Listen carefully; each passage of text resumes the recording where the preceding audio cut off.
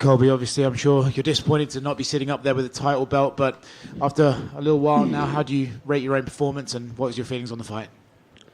Yeah, I would rate my performance a 5 out of 10.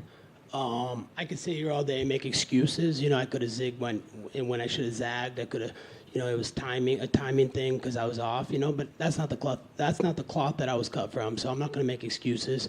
There's a reason the front window is bigger than the rear view. So it's in the past now. I'm not going to worry about the past. I'm going to focus on what's next. There's a guy that's been talking a lot of shit to me in the media. Stephen Wonderboy Thompson. Everybody thinks he's a nice guy. He's had a lot to say about me. So I'd love to see him say that to me in the cage, in the octagon.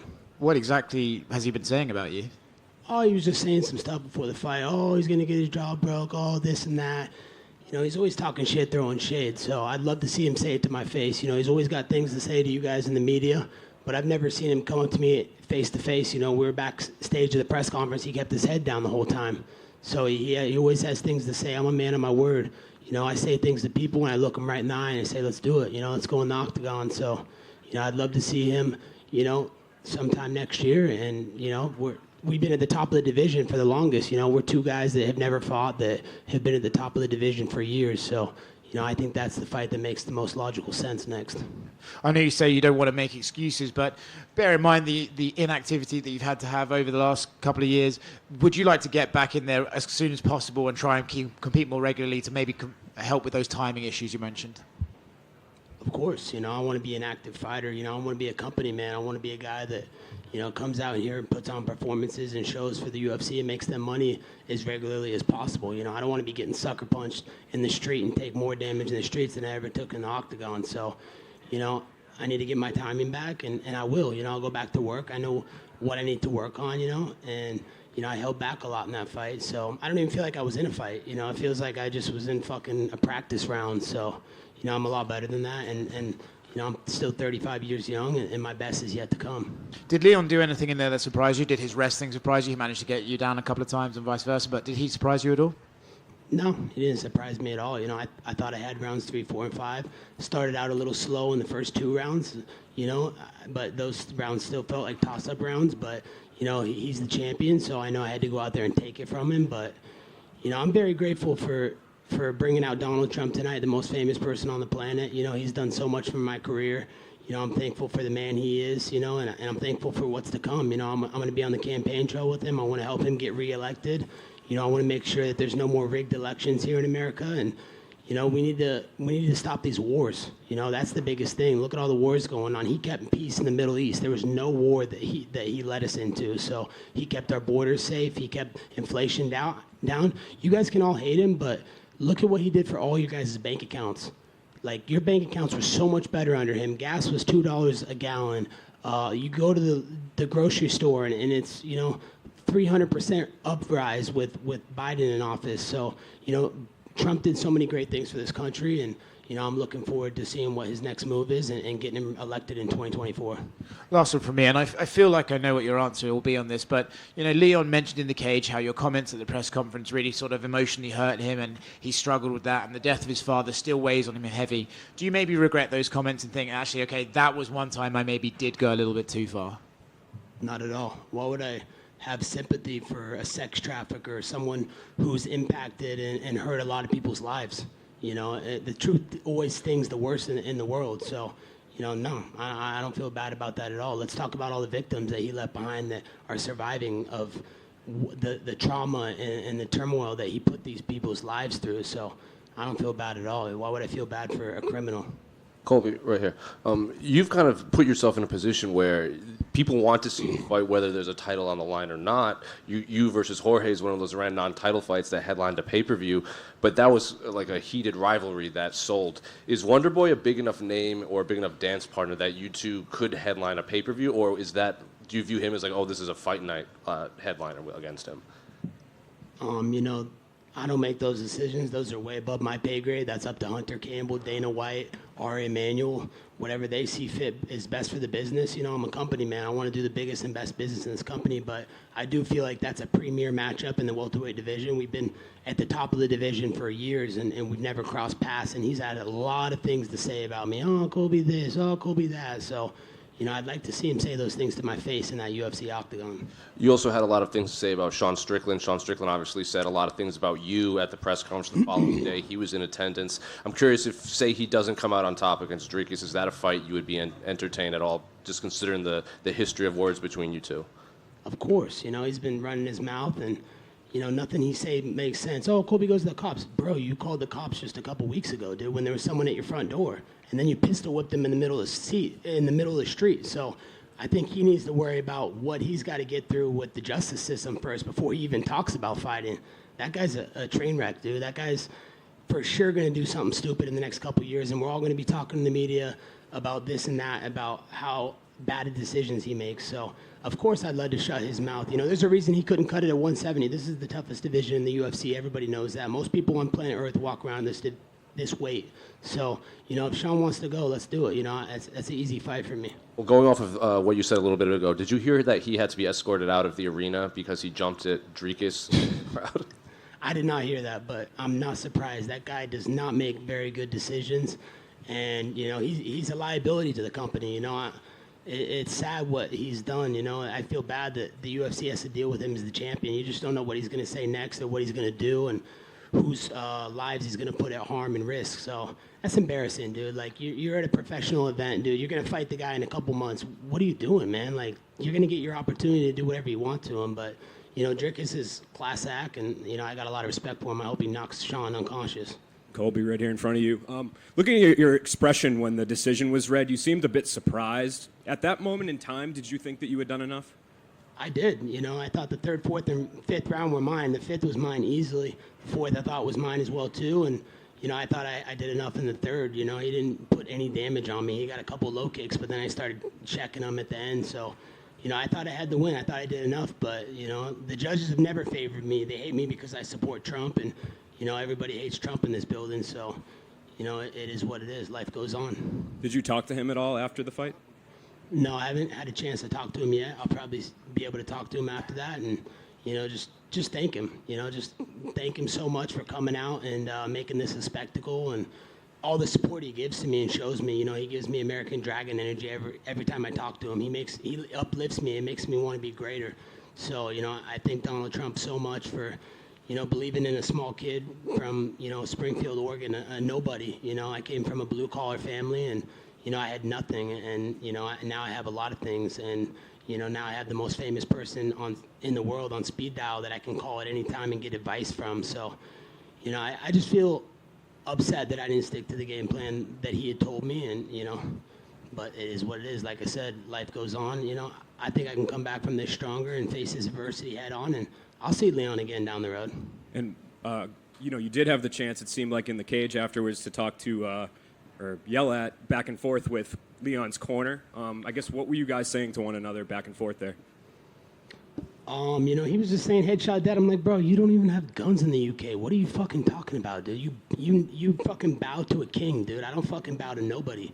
We have fucking constitutional rights in America. So the guy is just blah, blah, blah, blah, blah. He's got nothing fucking to say, just the guy's fucking fake news. Everything he says that comes out of his mouth is just a fucking joke. So, I didn't really have anything to say to him. I was just kind of laughing and just saying, dude, what are you fucking talking about, dude? You're fucking nobody. You never fought in a cage. You never been in the UFC octagon. What have you accomplished in your life that makes you think you can talk about one of the all-time greats of the welterweight division? Colby over here. What was that game plan Donald Trump had formulated for you? Yeah, he said, let's get on him. Let's get on him early. Let's put that cardio on him. You can take this guy down at will, and it just took me a little bit to get going. My timing was not there early on, but, Leon was switching a lot to orthodox. I didn't expect that as much as he was in orthodox, so kind of switched up my game plan. So I was preparing to take him down on that right leg, and he kept putting the left leg in the lead, and I was kind of confused. So, it was more just the timing issue, and, I still thought I did enough, but, God bless Donald Trump for fucking everything he's done for this country. He's the greatest American and the greatest president in history. And I know you just showed your adamance towards fighting Wonderboy Thompson next, but there was another welterweight out that fought tonight, Shavkat Rakhmonov. If the UFC decided to go down that route, is that something you would welcome, fighting Shavkat Rakhmonov next? It doesn't really make sense. I think, Wonderboy has a bigger name. It's a bigger fight for the division, bigger business for the UFC. I'm the company, man. You know, whatever the UFC wants. You know, I fought the pound for pound #1 guy. That's the pound for pound #4 guy in the world. That's him, and I feel like I wasn't even in a fight with him. So, you know, it just shows how good I am and what I'm capable of. So anybody the UFC wants to do, you know, but, you know, I'm looking towards Wonderboy. He said some things, and I have my bad taste in my mouth about him right now. So I want to settle that beef in the octagon. Fair enough. And Sean O'Malley and Chito Vera are headlining the Miami card in March. Dana just announced a couple fights for that card. Would you be welcome to being added to that card, given obviously it's in Miami? You know, of course I'd love to fight in Miami. You know, 305 is my home, man. 305's giving me everything. You know, I'm the king of Miami, so, you know, I'm going to go back to the drawing board, see what Dana and Hunter and the UFC want to do. But, you know, I'm a company man. I'll show up anytime, anywhere, anyone. So it's a possibility, but, you know, I got to get back, see, you know, make sure I'm healthy with my feet, and I'll talk to the UFC after that. Thank you. Colby, down here to your right. In the build-up to this fight, you said there wasn't anything that Leon Edwards had done during his reign that had impressed you. Has that changed now that you've shared the octagon with him? No, nothing impressed me. I mean, honestly, I don't feel like I got in a fight. What did he do that separated himself from me? How did he show that he was like this level above me? He didn't show that tonight. He didn't knock me out. He didn't wobble me. He didn't fucking win every round decisively.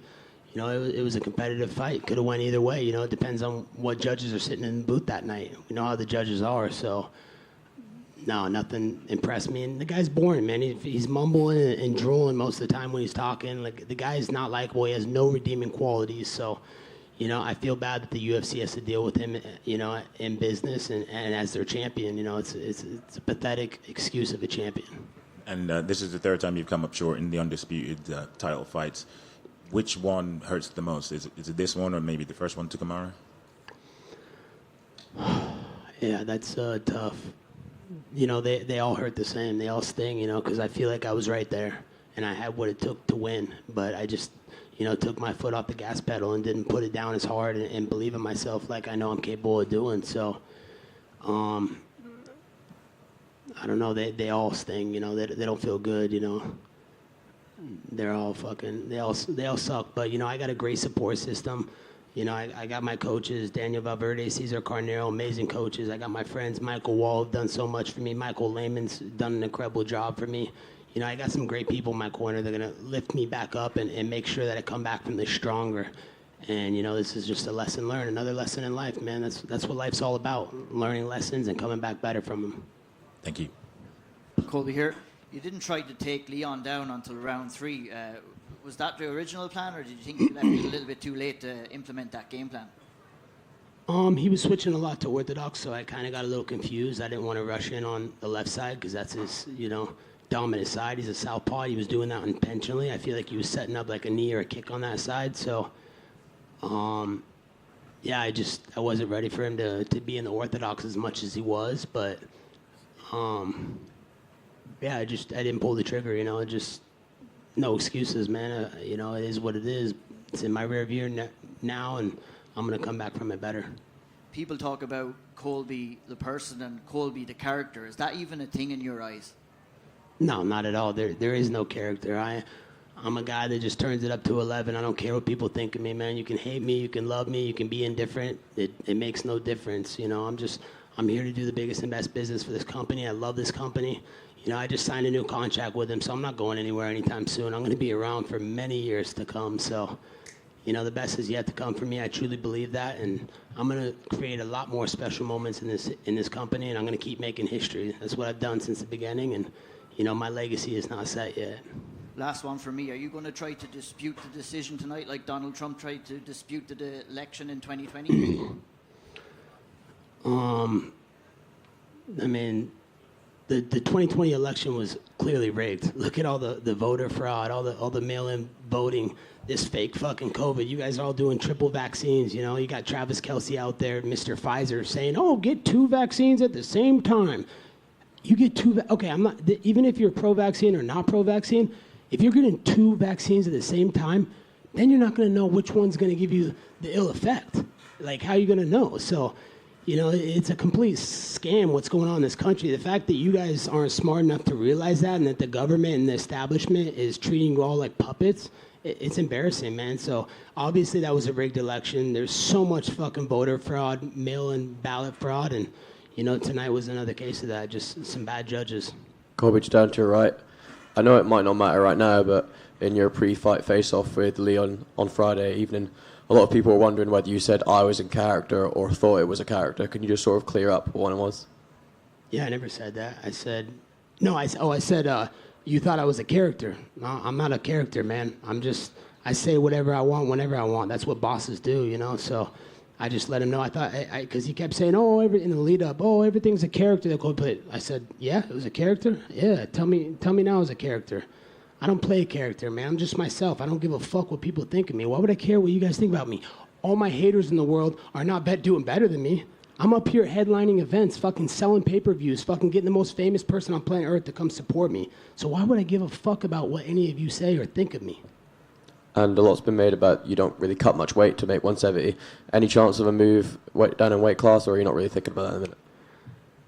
I don't want to be a weight bully. That's everything I stand against. I'm trying to be the new generation of fighter that just fights at his natural weight. I don't want to cut weight. I just want to feel good when I fight and not have to get that big advantage. I feel like cutting that type of weight is legal cheating. So I don't want to be a cheater. I've never been a cheater, never done a steroid, never cheat when I'm in the octagon. I fight fairly and I do everything by the book. So it's not something I'm interested in. I want to fight everybody at my weight at 170 and prove I'm the best in the world and come back stronger from this. If DC could be fighting and winning world titles at 41, there's no reason I can't. That's still 6 years away from me. So, I'm not going anywhere anytime soon. It doesn't matter how much you guys hate me. Colby, I've got to ask, you talked about the haters that you have, but you got cheered. You got a big pop when you came out. But towards the end of the night after the decision, you got booed. Do you feel like you let your fans down tonight?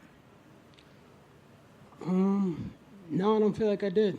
I feel like, I came and put on a show for them, all week. I entertained them in and outside the octagon. That's what it's all about, giving them their money's worth. They pay their hard-earned dollars to come to these events, and they want to be entertained. They want to be distracted from whatever is going on inside their life. So, I feel like, it's upsetting that I didn't bring them the title that they know that we're capable of, but we dust ourselves up, we get back up, and we come back stronger from it. And still have a great support system, great sponsors. Shout out to MyBookie, the best, the king of sports books. Shout out to Happy Dad. They've done so much for me. Kyle Forgard has helped me train and get my conditioning to another level. So we're just going to go back to the drawing board, keep training, and come back stronger from this. Colby, right down the middle. In your opinion, who has the best shot at beating Leon, Shavkat or Bilal? Probably shit rat, just because we saw the first fight with Bailey, the racist, and who wants to put a racist in a main event pay-per-view title fight? I mean, they already made that fight before and nobody watched it, and that was during COVID when nobody had anything else to do. So how are you going to sell that as a pay-per-view? That's not a pay-per-view worthy main event. Put shit rat up there. Let's see if he's as good as all the hype says, and let's see how that goes. I think that's a fight for the fans, and I think that's the direction the UFC should go.